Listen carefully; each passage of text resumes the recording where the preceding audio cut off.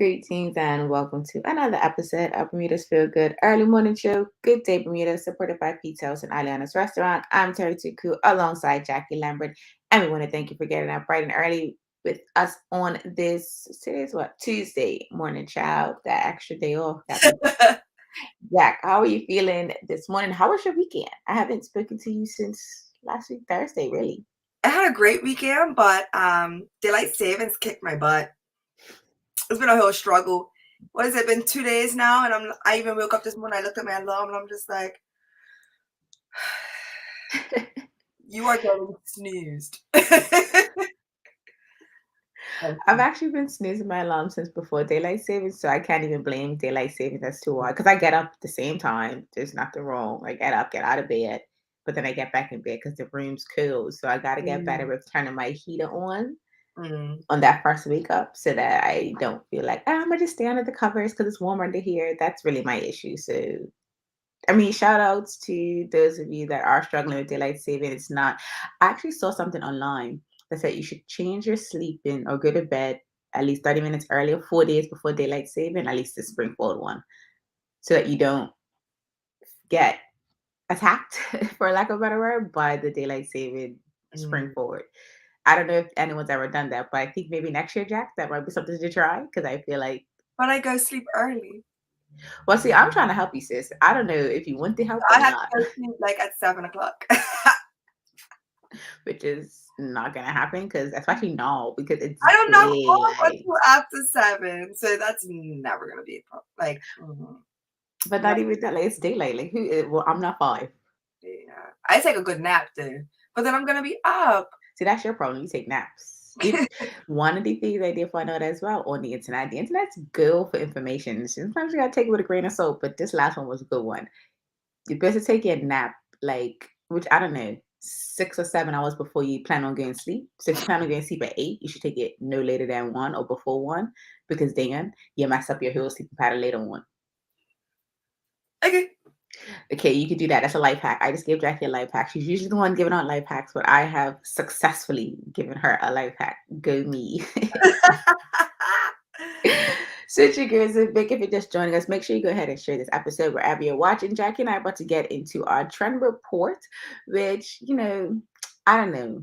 I don't know about these school administrators. I just don't know.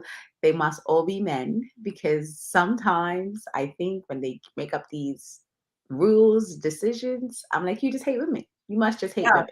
Yeah. So for today's trend report, we did find an article on WIOnews.com, and it let us know that in Japanese schools, there is a ban on ponytails. Get this, because it could sexually excite boys.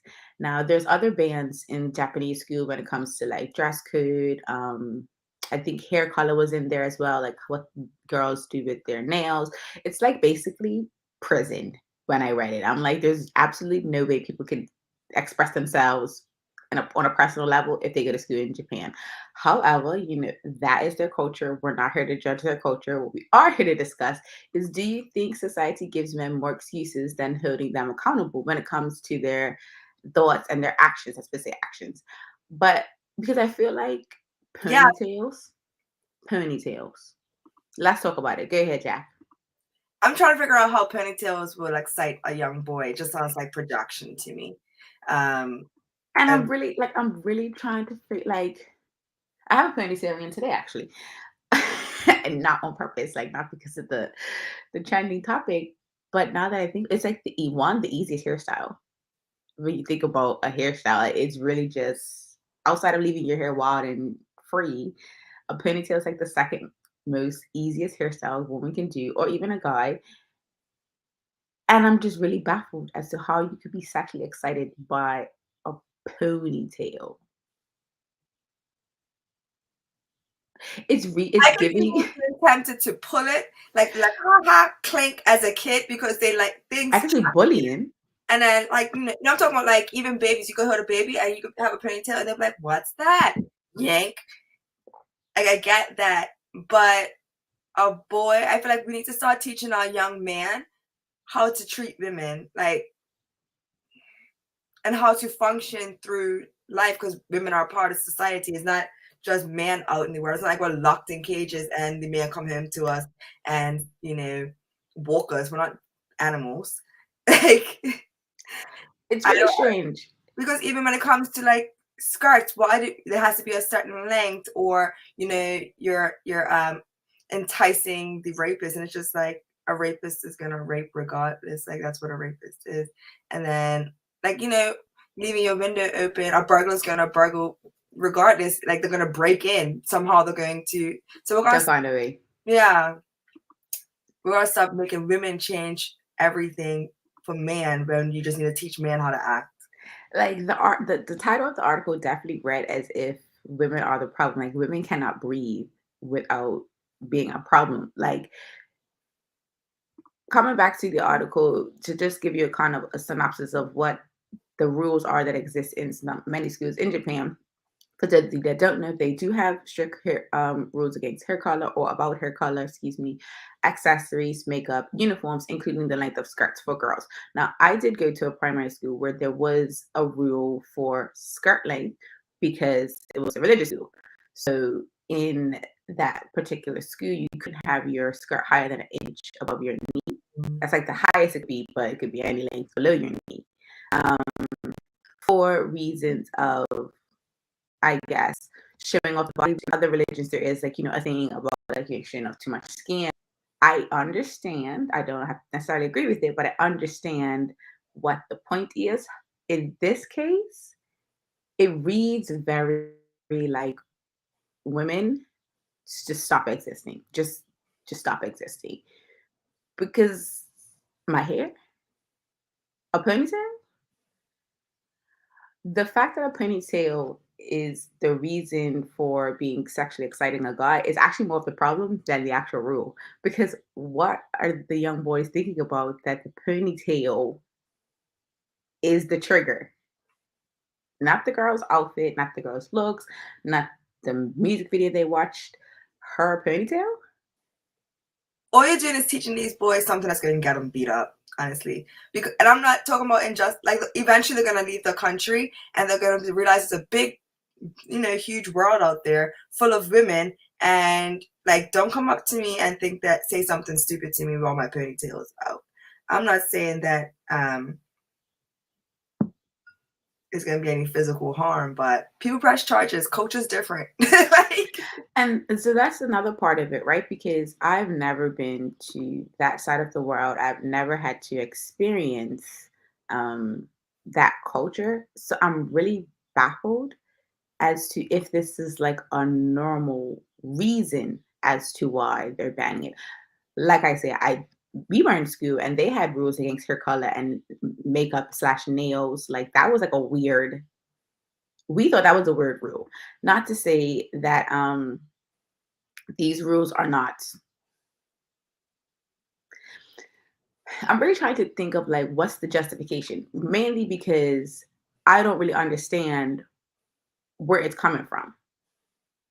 Like that's my thing. Like I'm really trying to understand where it's coming from. Like I'm really trying my best to understand. Is it even worth understanding, or is it just the way the patriarchal society is, and maybe we just need to get away from these people being in power and go about our daily lives? Like, I don't know. Let us know in the comments what you think. Jackie and I definitely think it's reading like these boys are never gonna learn how to be men. Like, I don't want to engage with men like that. Like, I don't know if Jackie wants to engage with men like that, but I just think if a young boy at this like, I didn't mean to look at you and laugh like that. I'm like, you met me? Absolutely not. Like, I'm just trying to figure out like at what point do we like I want to watch. sometimes I want to see what the women in that culture and society do. Like, is there going to be a pushback, or are they just going to in a accept? protest. You know, it's like speaking to some people from that culture. It's very. One woman was like, you know, it's kind of submissive, so maybe they won't push back as much in the beginning. But also, this generation, our generation, the next generation coming up, is a little different. So you can't say to me, "Oh, your daughter can't have a ponytail." You're probably not going to see my child at this school then. Facts. And I want to bring in this comment from Carlton Fleming, excuse me, because it's actually a really good point. He says it's social conditioning. It's not about the boys. It's about controlling women, enforcing gender roles. And but it's a tricky slope because, like I said, you're not just conditioning women into gender roles. You're also conditioning the boys into entitlement. So, for example, even some men in Bermuda think that they could just walk up to women and talk to them any old way. Some women may respond, and some women might, give you a swift kick. But Jacky is one of the women that will give you a swift kick. I give you the look first. It's a nice little warning. It's like a little, how your pit bull looks at you and just like, whose turf you're coming on? Who you talking to? Like, that's me. But it's definitely a slippery slope because some women will be like, okay, let me not wear my hair in a ponytail. And some women was just like, all right, let's test this theory.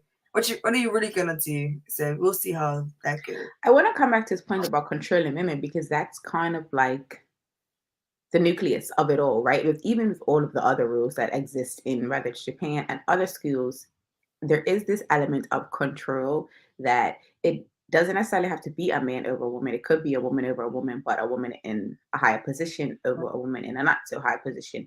And this concept of needing to control women is really mind blowing in 2022. Yeah, okay, centuries ago, that may have made sense. We were still figuring out this whole human experience. At this point in the game, controlling it's reading like you want women to turn up, like you want us to be emotional, so that you can call us so that you can call us angry. And I'm just like that you're PMSing and all that stuff. And it's no, you're just. If you didn't just make silly rules for words, man, it's so rude. I want to be able to say it, but I don't have a buzzer. Oh yeah, and I don't have the buzz. Our timing might not just be right. You might say the word and I'll buzz right after. It's like, there that goes. But it's actually frustrating too because what is being taught to these women is your existence is a problem. Like, not every woman has long hair to the point where she can get a ponytail. She may not be affected by this rule. But for those that do have long hair, to have ponytails, you're really telling them being a woman is literally a problem. That's what it's reading to me as a woman who does not live in that particular culture. So I'm really just taking it at face value. And it's really, really frustrating, very annoying to see. And I do hope that the millennials and the Gen Z of Japan stick it to them, protests with their ponytails. I hope the allies that are men stick it to them as well, because at some point, someone has to say that, yo, this is wild. Like, this is just. I feel like I'll be over. I'll be like, you know what? But who needs hair? Who needs hair? Now I'm one of the boys. Now what? That would even be under. I would be really interested to see if there was a protest, how they protest. Like, do they choose something like that where they shave all their hair and like say, okay, we look exactly like them. So like now what? Wear their hair out and wear a ponytail, and the girls just shave their heads. I think that would be a great. It'll be like completely gender like reverse. Reverse. Trading places. I think that would be like probably the best way to stick it to them without like doing something like, I think like that's a peaceful way to protest. Vandalism and all that. I mean, that's a peaceful way to protest, like silent protest. Totally. Now, looking at the time, Jack and I are going to take a quick commercial break, and then we'll be back with our feel good topic of the day. It's on the same lines as gender roles, slightly, not really, but we're definitely going to get into it a little bit deeper. So make sure you don't go anywhere, because Jackie and I will be right back of this episode of Good Day Bermuda. Same smooth sounds, different name. BCG Radio, home of Bermuda's most engaging morning talk shows, The Daily Hour and Good Day Bermuda. Download the app, available for Android and Apple devices. BCG Radio, your station for conversations and entertainment.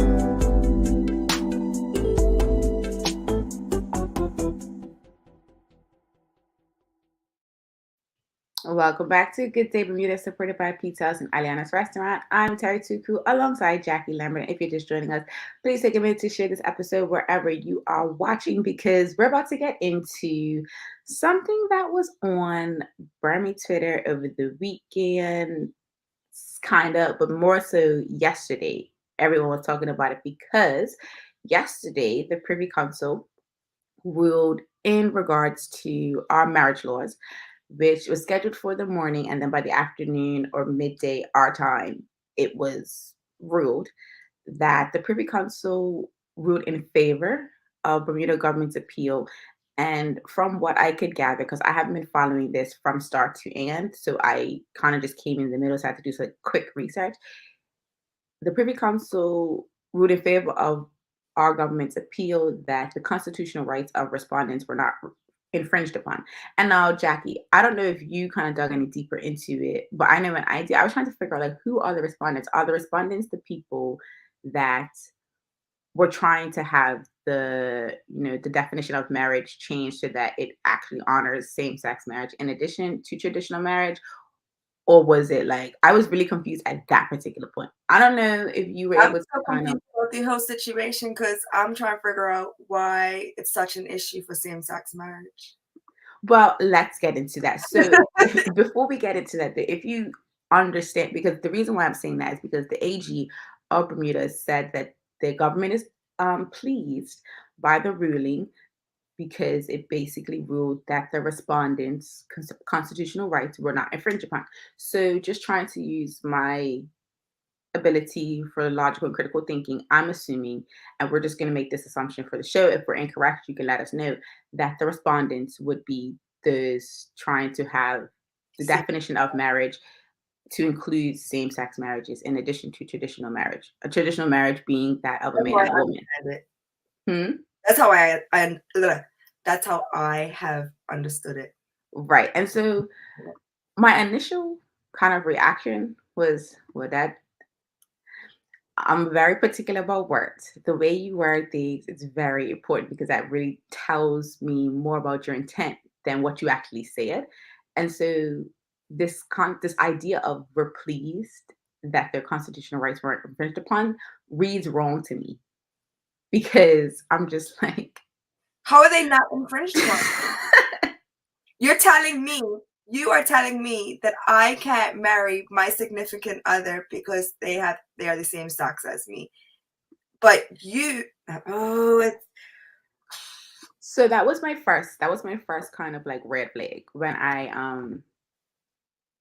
read it, because I was like, that kind of doesn't track. That feels like an oxymoron in one sentence. So I kind of wanted to start with asking this question to ourselves and the audience as well. Has your definition changed over time? And if it has, can you explain? And not just talking specifically about traditional marriage in comparison to same-sex marriage, but just the concept and the institution of marriage. Like, has your definition changed, or do you still hold the same definition of marriage that you had when you were a child, maybe looking at your parents' marriage, and now as an adult, whether you're married or not? Has your definition changed? Go ahead, Jack, because you're thinking. I know you're thinking about it, because you're like, has it changed?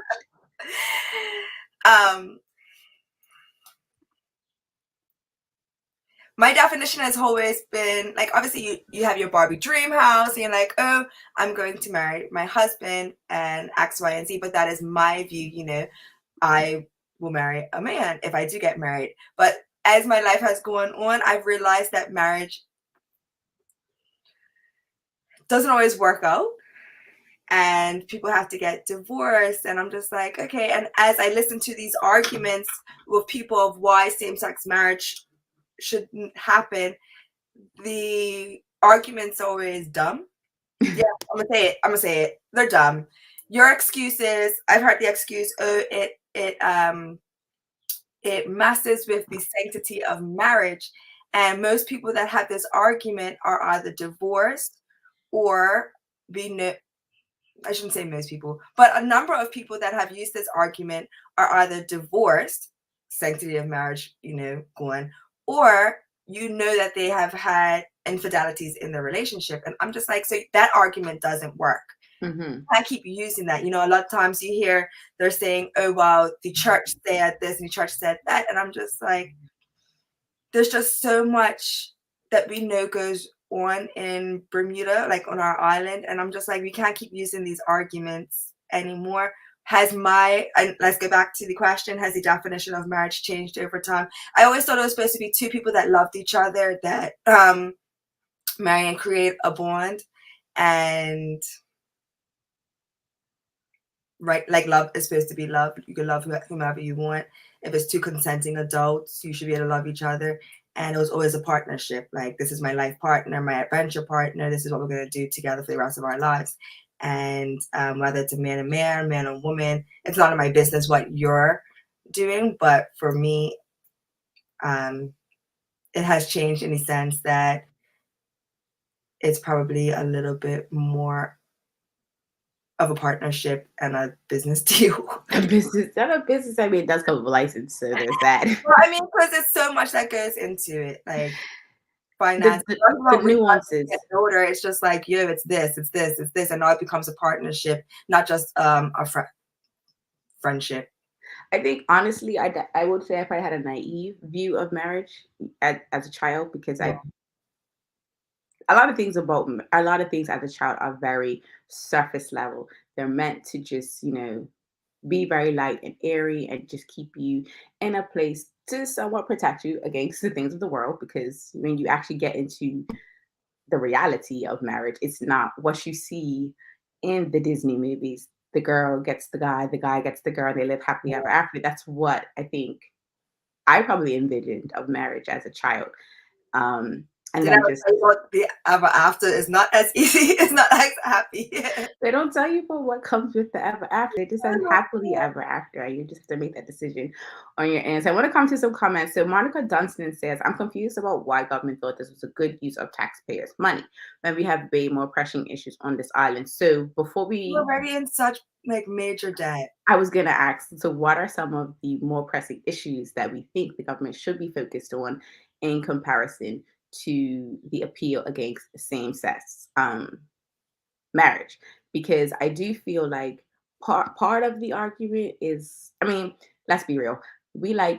I use the collective we because sometimes I'm in that as well. We do like to hold government to certain standards, and we like to say what they should be focusing their time on. And oftentimes there's a ... and we don't finish the ... We just say they could be doing something else with our money. Like, what is the something else? Our roads are horrible. We have some stuff to do, fix in the school system. I don't know. They just say, you keep hearing, oh, it's not in the budget. It's not in the budget, but you found money to fight this in the budget during a pandemic when people are losing their jobs, losing their homes. And it's just like, it's not just a slap in the face for those that are fighting for same-sex marriage, is also a slap in the face for those that are out there struggling. Like just last night, somebody asked me for some change and I actually didn't have any change. And I'm just like, but could our taxpayer dollars go towards that? Is more of a big question. It's just, it's sad times. It's hard times. It is sad times. So I want to come back to something you said earlier, Jack. So this is my mom. She likes to use her little money because she's cute with that. She says, why do you think it's dumb? So it's coming back to the point about government, making this appeal and this being their focus. I said that I think that the argument that it massively the sanctity of marriage is now dumb. I think it is, and I'm not saying it for everybody. I think it's dumb for the people that I know personally that are unfaithful in their relationships, that have used it as an argument. You can't, that's hypocrisy, because I feel like if I'm all for fairness, I think that if I can get married and be unfaithful, or my husband could be unfaithful to me, that Michael and Bob should be able to get married and be unfaithful to their partners too. They should have this argument anymore, because being faithful or not faithful is honestly sometimes it's a part of life. Sometimes it happens, and it could be a part of the equation. So I think certain people using that as an argument is hypocritical. It is hypocritical. Like, call it spade a spade. I should actually use the word hypocritical, but with I'm trying to keep my emotions down, so sometimes it's hard for me to articulate in a nice way what I want to say with. But I think, I mean, obviously the clarity is key. And then I think when Monica Dumpton comes in to say she has the sanctity part comes from the church, I think Right, I said that. part of the struggle that most people face when it comes to this particular argument is the people that are making the argument have been found to have actually broken what marriage actually stands for if you're talking about traditional marriage. And so it usually then negates everything you say. It's like a but. It's Right. like Everything it's after like but is no, yeah. everything before but didn't matter. So like everything you said before the but no longer matters once you enter the but. And what I found with politicians and just having observed them over time, not really been too deep into it, but now more recently, I find it very strange that a lot of our politicians are very loud on certain values in the beginning and then it changes and then it's like they forget. And that's not to say you can't change your mind, you can't change how you feel about something. It's usually though the empty vessel making the loud noise forgets that they made that loud noise back then and they've now educated themselves. They've now, become more open, more aware, more self-aware, more community aware. And it usually reads as if what I said before, it doesn't matter because this is me now. And it doesn't acknowledge that there has been some change, some evolution. And often that missing piece is what usually pisses people off more than you actually changing your mind or you doubling down on something. It's like, just acknowledge that you have possibly also fallen short in your marriage. And it's okay, we're humans. Not everyone's gonna be perfect all the time. So I had spoken to some people that were, behind the same-sex marriage. They were trying to get married themselves.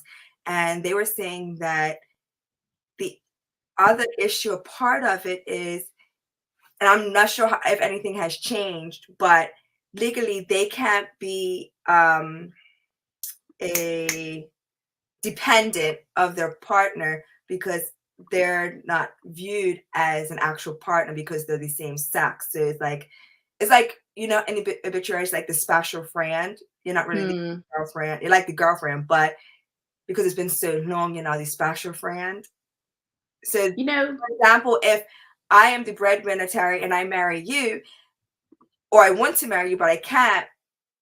So now you can't claim on my insurance. I can't claim you on my insurance. I can't put you on anything. That's It has to be a different loophole for you to be a beneficiary of my property or X, Y, and Z. So legally, I know there were some issues that they were trying to get around because, like I said, some couples had flown into Bermuda and they weren't being recognized locally.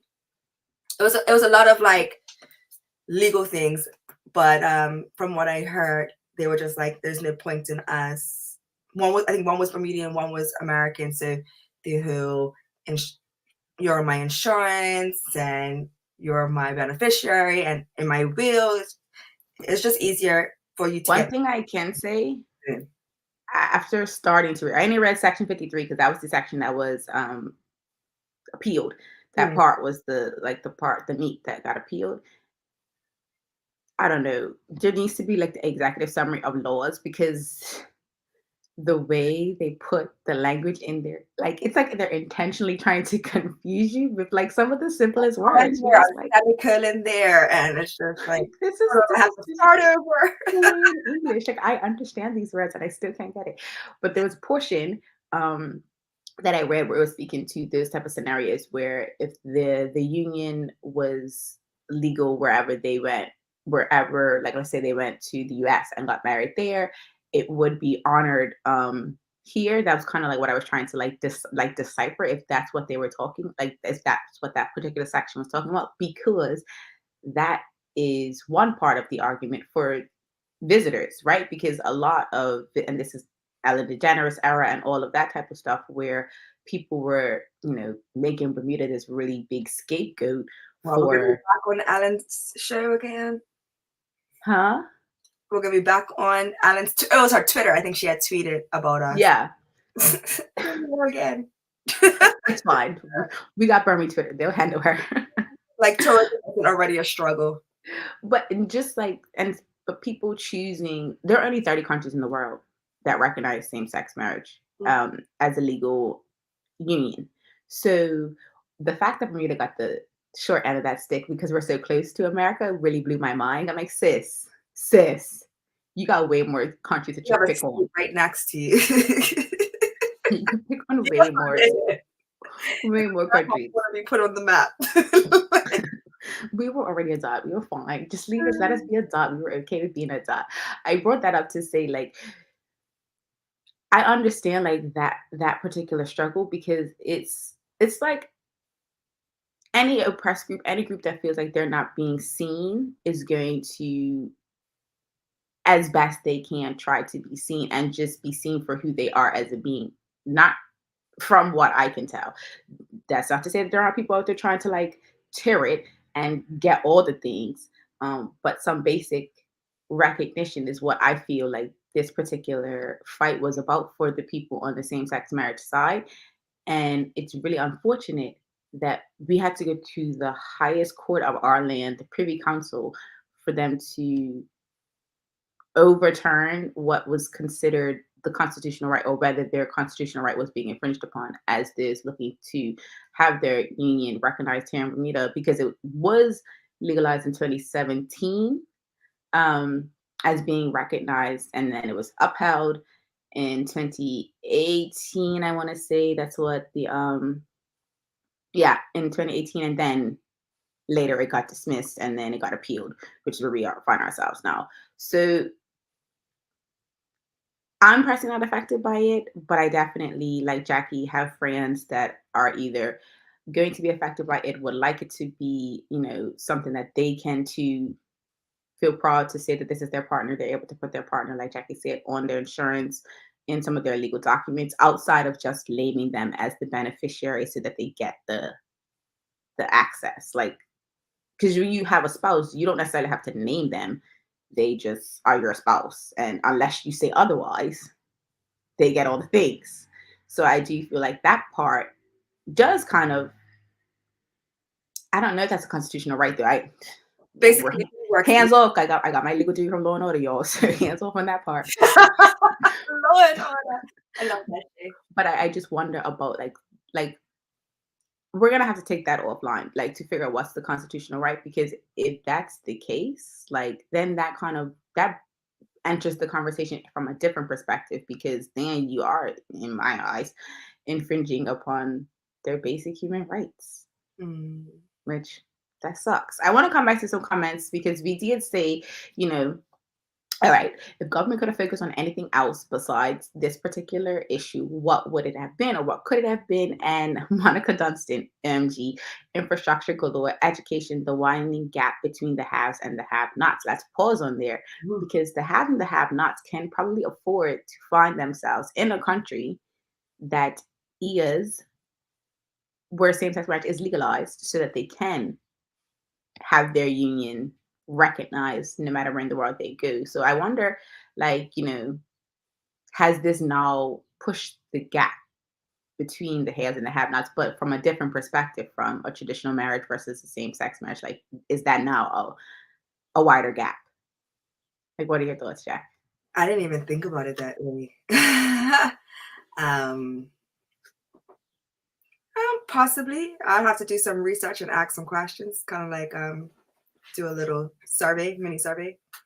I just wonder, like, how, because, like, it's easy, well, not easy, as women, it's easy for us to understand our point of view and be able to see how, although a Black man may not be that high up in society, he still, as a man, has some privilege over a woman and vice versa. So it's easy enough for us to kind of make that connection. But I think when it comes to sexuality and marriage, it's more difficult for people to see it from the other person's point of view. I don't necessarily have to agree with someone else's lifestyle choice, but I can see what there's like, I can hear what they're saying and understand that if it were me in their shoes, how I would feel the exact same way, and how my privilege in maybe wanting a traditional marriage can be upheld by way of going through this process to ensure that their constitutional rights were not infringed upon. I know it sounds crazy, but I want to be a fly on the wall and find out why you're so pressed about other people's sexuality and desires to get married, when most of them are married. Or let's take a look. I'm just joking. Jack always comes with the sideboard. She always goes through the curveball, and I just like, very good. Very good. I really want to know the real reason behind the hate. I shouldn't say hate because maybe it's not hate, but the anti-same-sex marriage. That would be a conversation, right? Because it was a different government. I feel like there's different views from everybody that's in that party or around that table. So I just want to know what everybody else's views are, and if some people in there maybe feel the same way. I actually want to bring in this coming from Monica, because I think it's actually interesting as I'm looking at the time, we're getting close to it. She says, why do people think it was worth it? Looking for an answer that had nothing to do with the church. So taking out the traditional marriage versus same-sex marriage conversation, like the religious part of it, like why else is it worth it? And I think that's a valid question, because I don't feel like anyone's said, besides the religious argument, why it's worth it to them. Now, I think as a collective society that is very conservative, we can kind of understand the church argument, because that's kind of black and white in my view of just like, what the argument is. But other than that, if you do take the church part out of it, why is it worth it? Because in my mind, I mean, it wasn't worth it either way. But I just think that we missed out. That's a question. Oh, because, and I know this sounds crazy. Maybe, I don't know, maybe just to me. Tourism would have been popping, because we could have been the destinations for any wedding for anybody of same-sex marriage, because it was legal in Bermuda. And now what? We haven't legalized marijuana, and now we are gangsing. And we're trying. What's that? I'm trying to figure out, like, are we progressing or are we regressing? Like, are we like? It's kind of like tug of war right now of the back and forth, and I just want to know at what point do we move past this and let them enjoy life? Like, I just don't understand what people that are wanting to marry their significant other are really doing to harm the community. That's my thing. I want to know, like, what the pros and cons are to this when it comes to government. Like, why did you put so much effort into this, but you didn't put that same effort? And I know people can multitask, but it's kind of hard for me not to say that you're not multitasking, that you're multitasking when it comes to the situation and running Bermuda. So you've put this effort in, and then, but where's the effort for the education? Where's the effort for bridging the gap? Where's the effort for education? Where's the, like, there's other things that require the same amount of effort. And I think that if they took a pause on that, other things may actually flourish if they put that same energy. On that note, that's a perfect way to wrap up this topic for today. Jack and I'm going to take a quick commercial break, and then we'll be back with our feel good vibe of the day. It may or may not be trivia. We'll see after this commercial break. Same smooth sounds, different name. BCG Radio, home of Bermuda's most engaging morning talk shows, The Daily Hour and Good Day Bermuda. Download the app, available for Android and Apple devices. BCG Radio, your station for conversations and entertainment.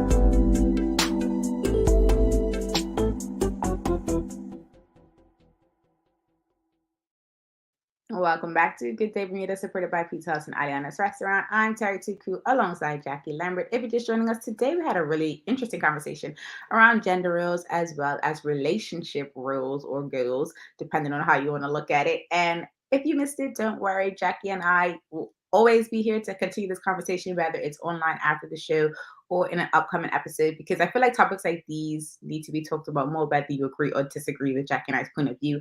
I do feel like the more we have these conversations, the easier it'll be for us to, I think, progress, honestly speaking, because I feel like side pocket conversations, taboo conversations that don't make it to the forefront of anything, only continue to